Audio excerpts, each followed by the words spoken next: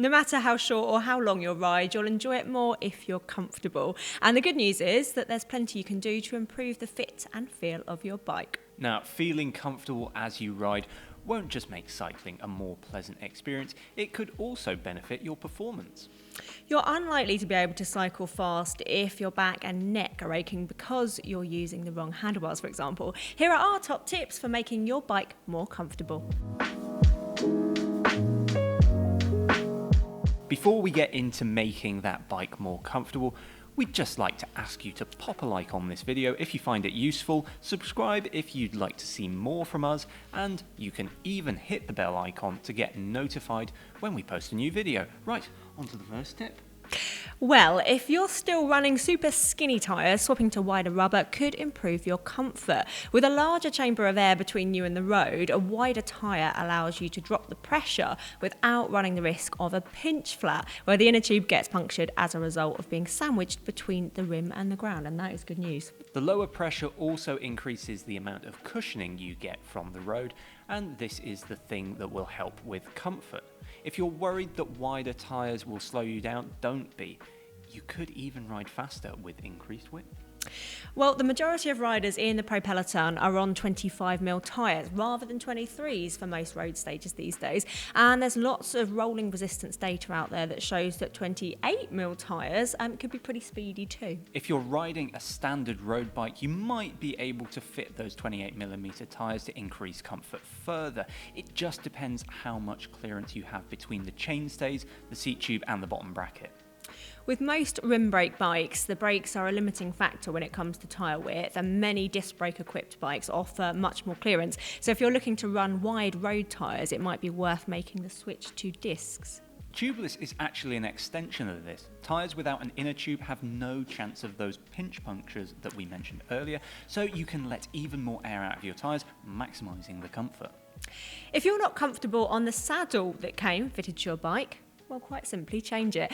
People sometimes think that a large squishy saddle will be the most comfortable, but that's not always the case, is it? The fit is definitely more important, and that's a very individual matter. Some people like a cutaway centre to remove pressure in that area, some people don't. Just because your friend gets on with a particular saddle, that doesn't mean that you will too. So how do you decide which one is best? Well, many bike shops will be able to help you make your choice using a saddle finding system. Sellitalia, for example, has its ID match system. So you give some basic information about yourself and the type of riding you do. Then the bike shop assistant takes some measurements, enters them into the computer, and gets you some recommendations. Now, other saddle manufacturers offer test saddles or guaranteed refunds and replacement saddles until you find your perfect perch. If you ride with old or poor quality bar tape, every little bump in the road gets transferred directly to your hands and arms. The same is true if you're using worn out grips on a flat bar bike.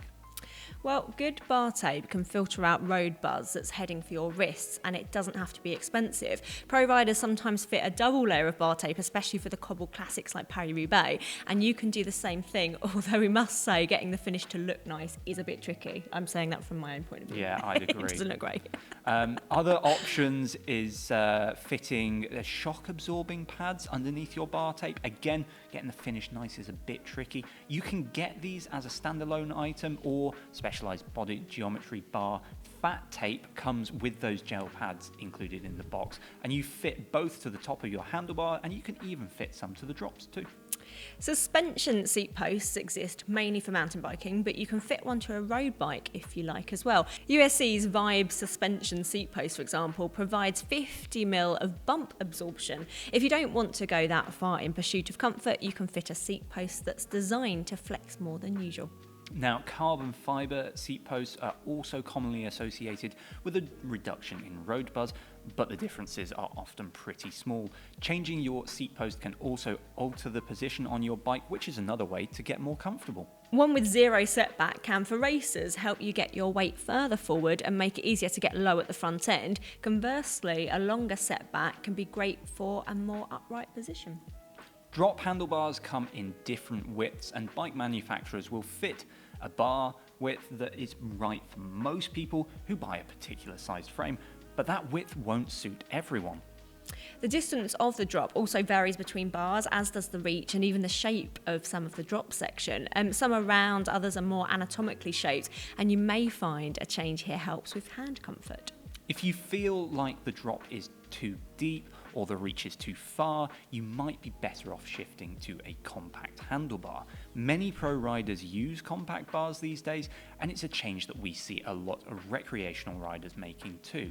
Flat bars also come in different widths with different levels of rise, allowing you to fine-tune your riding position.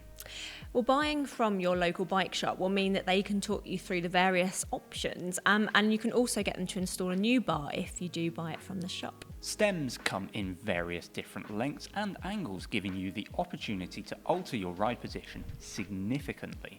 If you feel like your handlebar is too far away, you can fit a shorter stem to reduce your reach. Definitely something I have to often do. If you feel like your handlebar is too low, you could add a spacer underneath the stem, provided there's room on the fork steerer. You could also fit a stem with a higher rise, or perhaps just flip the stem actually, that you already have on the bike. Now, we'd suggest that you take advice from a bike shop before altering your ride position, and perhaps even have a full bike fit. More on that later. Speaking of which, if you're really struggling to get comfortable on your bike, a professional bike fit can actually be a really good investment. Essentially, this means that a specialist bike fitter will get everything set up just right for you. Now, some shops offer a fit when you buy a new bike, but you can always go back and have another, or you can book an appointment with someone new. There are many variables to get right. Saddle height, saddle position, reach to the handlebar, handlebar height, the shape of the handlebar, crank length. Honestly, the list goes on. A bike fitter might change components, the stem or seat post, for example, or could just tweak your existing setup. Think of it as a long-term investment in your cycling future, I think. Now, if changing your components doesn't provide the comfort that you're after, you could try new clothing. Well-fitted shorts with a cushioned seat pad will make a massive difference to your comfort. We have a feature that tells you everything that you need to know about cycling shorts, and we've left a link down in the description below, so make sure you check it out. We also have loads of reviews of individual designs, so it's easy for you to find exactly what you're after. Mitts and full finger gloves can help a lot too. Padded palms help to absorb vibrations from the handlebar, and they'll also save your hands if you are unlucky enough to come off. If you're new to cycling, you may have heard talk of a mysterious preparation called chamois cream. You may have wondered what it actually is, but realising that it's something to do with your undercarriage, been too embarrassed to ask. Thankfully, it's just a basic barrier cream, so loads of options in your local pharmacy, for example, but us cyclists can slap the chamois cream on to reduce the chances of saddle sore. It reduces friction as you pedal, and it's usually antibacterial as well. There are 3 situations where chamois cream is particularly useful: for very long rides, for indoor training where you're in the saddle almost all of the time, and for returning to cycling after a few weeks off. When you ride, your skin adapts to the pressure of your weight on the saddle and toughens up. If you take a break from cycling, your skin returns to its original softness, or at least partially. Chamois cream can help to keep your bits comfy until they toughen up again.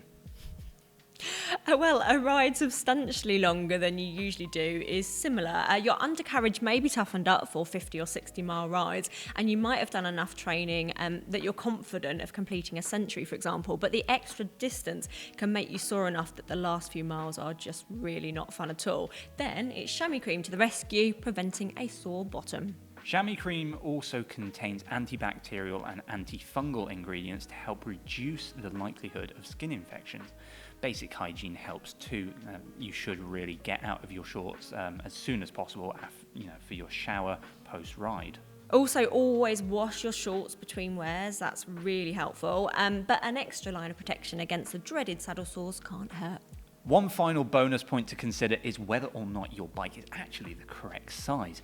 Having a bike that is too big or too small can lead to discomfort. So if you're unsure, the best bet is to head to your local bike shop.